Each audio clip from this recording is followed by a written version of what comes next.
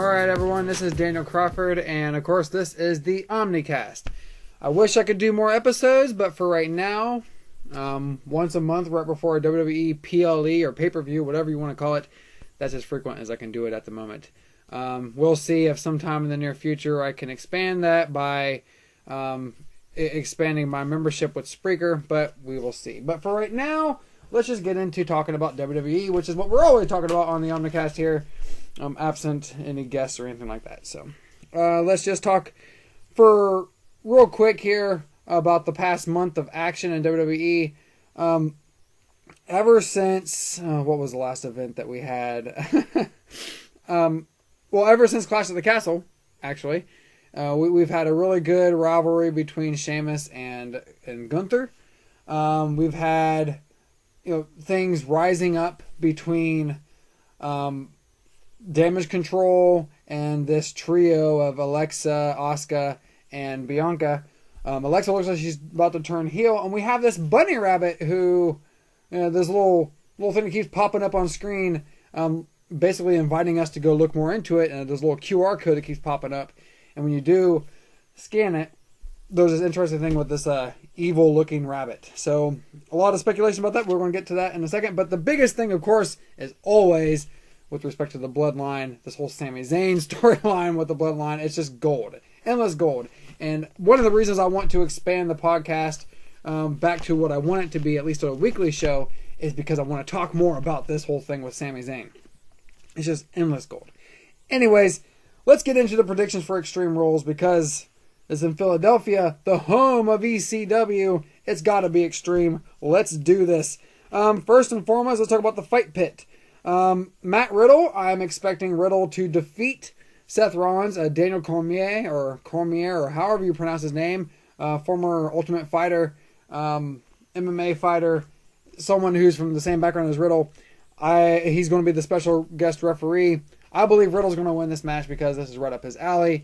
And also, Riddle's just due for a really big win. If Riddle loses, it's going to be because the special guest referee turns on him and helps Seth Rollins.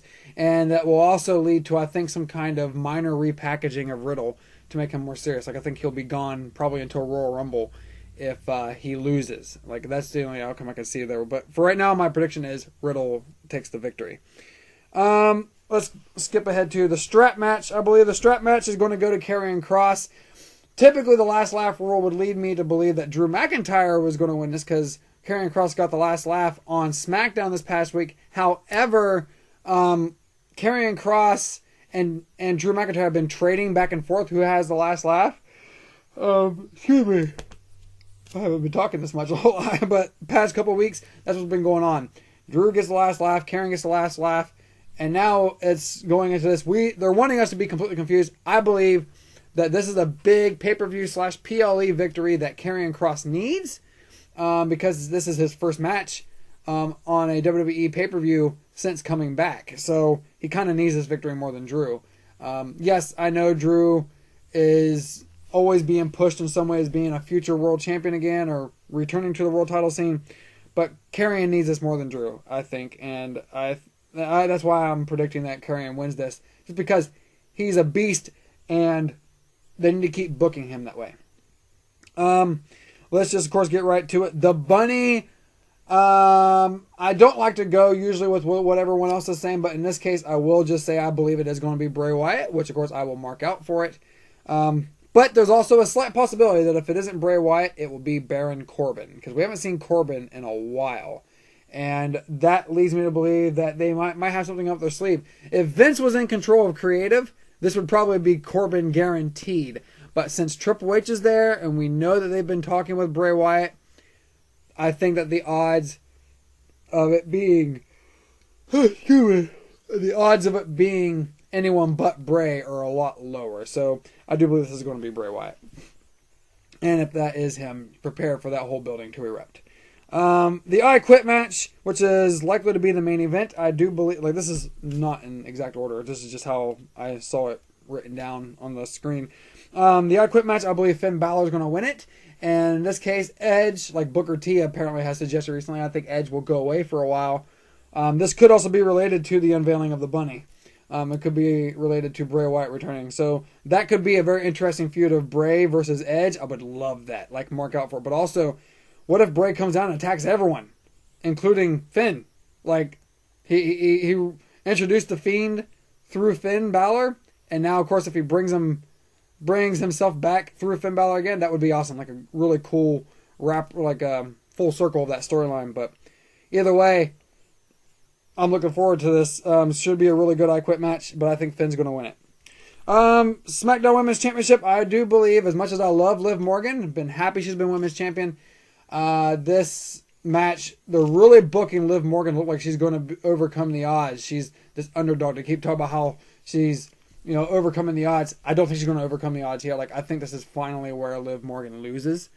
And yeah, I mean, she's had a pretty decent title reign. I mean, she's held the women's title since Money in the Bank, so about 3-month reign, about pretty standard for an average title reign. And yeah, I think that's only fair.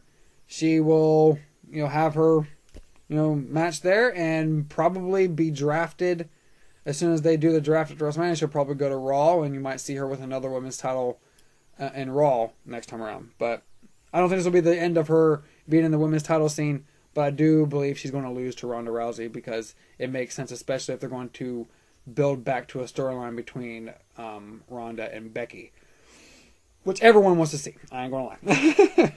All right. 6-man tag, the Donnie Brooke match. I believe Imperium is going to defeat the Brawling Brutes. They're just booked like beasts right now. They cheated, yes, based on the last laugh rule, because they cheated to help Gunther retain the Intercontinental title over Sheamus. You would say, based on that old-fashioned rule, the Brawling Brutes should win this, but I don't believe that's going to be the case. I think they're going to look like they're going to win. They're probably going to get screwed out of the victory, but either way, Imperium's going to win this because it's still, I think, kind of early for Imperium to be losing. So, finally, out of all these matches, the Raw Women's Championship match, Bianca Belair, I do believe will win, will retain over Bayley. Some people suspect that Charlotte Flair is going to return at some point. She probably is, but either way, Bayley is not winning that ladder match for the Raw Women's title. This is going to be a good show overall, but those are my predictions. We'll see how it goes. Hope you enjoy Extreme Rules.